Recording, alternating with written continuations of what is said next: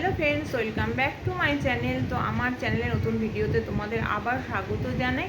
তো তোমরা সবাই কেমন আছো? আশা করি ভালো আছো, আমিও ভালো আছি। আর আজকে তো মহালয়, তো মহালয়ে তোমাদের সবাইকে শুভেচ্ছা।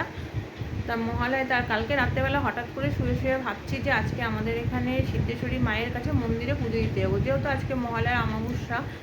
তা রাত্রে হঠাৎ করে প্ল্যান, তো সেই মতোই কাজ। সকাল সকাল শ্যাম্পু করে স্নান করে চলে এসেছি।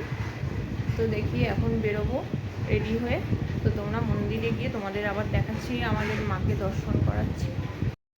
তো দেখো, বাড়ি থেকে বেরিয়ে পড়লাম টোটো করে মন্দিরে পৌঁছে গেলাম। পৌঁছে গিয়ে মন্দিরে পুজো দিলাম, দিয়ে তারপরে ঘিয়ের প্রদীপ আর ধূপকাঠি নিয়ে ঠাকুরকে দেখাতে গেলাম, মাকে দেখাবো। আর মন্দিরের ভেতরেই হচ্ছে রাধা গোবিন্দের মন্দির আছে, বাবা তারকনাথের মন্দির আছে। তো আমরা সব জায়গায় ধূপ প্রদীপ দেখিয়ে তারপরে দেখো এখানটায় বলি হয়, বছরে মায়ের যখন বাৎসরিক পুজো হয়। তো এই বলির এখানটা আমি প্রদীপ আর ধূপকাঠি লাগিয়ে দিলাম।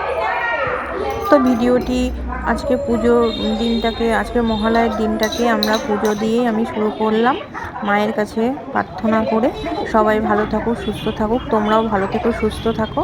আর আমার ভিডিওটা দেখো, লাইক কমেন্ট সাবস্ক্রাইব করো আর আমার পাশে থেকো।